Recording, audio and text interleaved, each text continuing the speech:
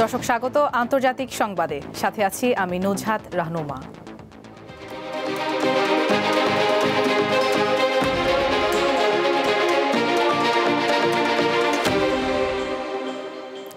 কৃষ্ণ সাগরে রাশিয়ার দুটি তেলের ট্যাঙ্কারে বিস্ফোরণের ঘটনা ঘটেছে।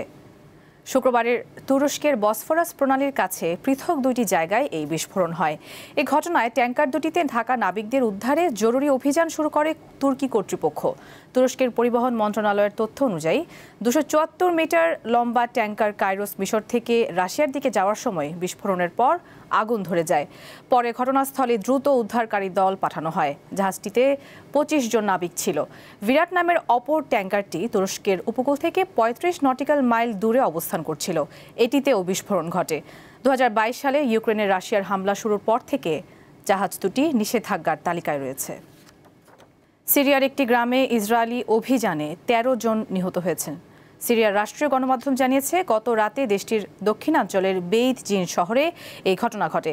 ইসরায়েলের অভিযানকে অপরাধমূলক হামলা হিসেবে আখ্যা দিয়েছে সিরিয়ার সরকার। তবে ইসরায়েলের দাবি, সন্ত্রাসীদের ধরতে অভিযান পরিচালনার সময় তাদের সেনাদের ওপর অতর্কিত হামলা চালানো হয়েছে।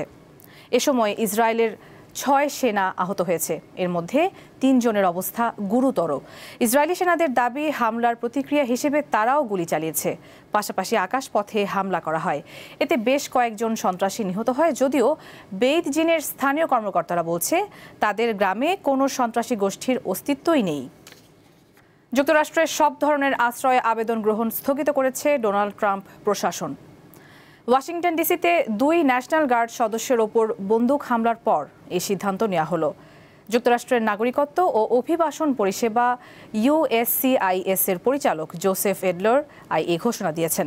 সামাজিক যোগাযোগ মাধ্যমে দেয়া এক পোস্টে তিনি বলেন, যতক্ষণ না পর্যন্ত আশ্রয় প্রার্থী প্রত্যেক বিদেশি নাগরিকের সর্বোচ্চ যাচাই বাছাই নিশ্চিত হচ্ছে, ততক্ষণ আশ্রয় সংক্রান্ত সব সিদ্ধান্ত বন্ধ থাকবে। অপরদিকে হোয়াইট হাউসের কাছে হামলায় গুলিবিদ্ধ ২ সেনার একজন মারা যাওয়ায় আটক সন্দেহভাজন হামলাকারীর বিরুদ্ধে হত্যার অভিযোগ আনা হয়েছে। ভয়াবহ বন্যায় বিপর্যস্ত এশিয়ার ৪ দেশ। এক সপ্তাহে ভারী বৃষ্টিতে সৃষ্ট বন্যায় ইন্দোনেশিয়া, থাইল্যান্ড, মালয়েশিয়া ও শ্রীলঙ্কায় ৪০০-র বেশি মানুষের মৃত্যু হয়েছে। এর মধ্যে কেবল ইন্দোনেশিয়াতেই প্রাণ গেছে ১৭৪ জনের। এছাড়া থাইল্যান্ডে ১৪৫, শ্রীলঙ্কায় ৮০ এবং মালয়েশিয়ায় ২ জনের মৃত্যু হয়েছে। ক্ষতিগ্রস্ত হয়েছেন কয়েক লাখ মানুষ। বিভিন্ন গণমাধ্যম জানায়, মালাক্কা প্রণালীতে সৃষ্ট বিরল উষ্ণমণ্ডলীয় ঝড়ের প্রভাবে দক্ষিণ পূর্ব এশিয়ার ৩ দেশ ইন্দোনেশিয়া, থাইল্যান্ড ও মালয়েশিয়ায় প্রতিকূল আবহাওয়া বিরাজ করছে। ইন্দোনেশিয়ায় সবচেয়ে ক্ষতিগ্রস্ত সুমাত্রা দ্বীপ। অপরদিকে ৩০০ বছরের মধ্যে সর্বোচ্চ বৃষ্টিতে ভয়াবহ বন্যার কবলে থাইল্যান্ড। দেশটির ১০টি প্রদেশের প্রায় ৩৫ লাখ মানুষ আক্রান্ত হয়েছে। ভারতের কয়েকটি অঞ্চলকে নেপাল নিজেদের বলে দাবি করায় চরম উত্তেজনা দেখা দিয়েছে নয়াদিল্লি কাঠমান্ডুর মধ্যে। বৃহস্পতিবার ভারতের কালাপানি, লিপুলেখ এবং লিম্পিয়াধুরাকে নিজেদের মানচিত্রে অন্তর্ভুক্ত করে ১০০ রুপির একটি নতুন নোট প্রকাশ করে নেপাল। নেপালের এমন পদক্ষেপের কড়া প্রতিক্রিয়া জানায় ভারত। এই ৩ অঞ্চল ভারতেরই অংশ বলে সাফ জানিয়ে দিয়েছে দেশটির পররাষ্ট্র মন্ত্রণালয়। নেপালের এমন একতরফা এবং মিথ্যা দাবিকে দ্বিপক্ষীয় চুক্তির লঙ্ঘন বলে মন্তব্য করছে নয়াদিল্লি। ২০২০ সালে নেপাল প্রথম এই মানচিত্র প্রকাশ করে এবং পরে তা দেশটির পার্লামেন্টে অনুমোদনও পায়। ভারত তখনই নেপালের দাবি একতরফা বলে প্রত্যাখ্যান করেছিল। নতুন রূপে সাজানো হয়েছে মিশরের আলেকজান্দ্রিয়া প্রদেশের প্রায় ২০০০ বছরেরও পুরনো অ্যান্টোনিয়াডেস গার্ডেন। একে রূপ দেওয়া হয়েছে প্রাগৈতিহাসিক ডাইনোসর পার্কে। ফলে বিশাল প্রাণীগুলোর গর্জন আর আনাগোনায় কোটি বছর আগের পৃথিবী যেন জীবন্ত হয়ে উঠেছে। বিশাল প্রাণীদের এমন গর্জন আর আনাগোনায় কোটি বছর আগের পৃথিবী যেন জীবন্ত হয়ে উঠেছে। এমন রূপ দেয়া হয়েছে মিশরের আলেকজান্দ্রিয়া প্রদেশের প্রায় ২০০০ বছরের পুরনো অ্যান্টোনিয়াডেস গার্ডেনে। এখানে ঢুকলে মনে হয় ডাইনোসর যুগ ফিরে এসেছে।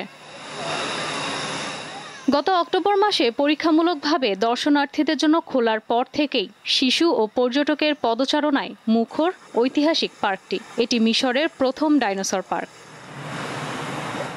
পার্কের ডাইনোসরগুলোকে সিলিকন বা রাবারের মতো নরম আবরণ, ছোট ছোট মোটর এবং সেন্সর দিয়ে তৈরি করা হয়েছে। তাই দেখলে মনে হয় ডাইনোসরগুলো নিঃশ্বাস নিচ্ছে কিংবা গর্জন করছে।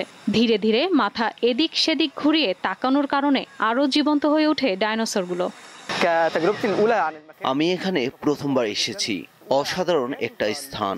ডাইনোসর যুগের প্রাচীন ইতিহাস আমার সামনে জীবন্ত হয়ে ধরা দিচ্ছে এখানে। পার্কটির নকশাকার ইব্রাহিম দা ভিঞ্চিও জানিয়েছেন, আধুনিক প্রযুক্তির ছোঁয়ায় অতীত ও বর্তমানের মধ্যে একটি অনন্য সংযোগ তৈরি করা হয়েছে। ডাইনোসর যুগের ইতিহাসকে জীবন্ত রূপ দিতে এই পার্কটি বেছে নেওয়া হয়েছে। পার্কটি নিজেই প্রাচীন যুগের, প্রায় 2000 বছর আগের। আমাদের লক্ষ্য ইতিহাস এবং বিস্ময়ের অনুভূতি জাগানো। টলেমীয় যুগে আনুমানিক 300 খ্রিস্টপূর্বাব্দের অ্যান্টোনিয়াডেস পার্কটি বিশ্বের প্রাচীনতম ঐতিহাসিক উদ্যানগুলোর একটি। 1000 বছরের ইতিহাসে ভরা এই বাগানটি এখন বয়ে চলেছে কোটি বছরের ইতিহাস। ইশরা ছুমা, দীপ্ত বার্তা কক্ষ। দর্শক, এই ছিল দীপ্ত আন্তর্জাতিক সংবাদে। পরবর্তী সংবাদ বিকেল 5টায় দীপ্ত জেলা সংবাদ দেখার আমন্ত্রণ। ধন্যবাদ সবাইকে।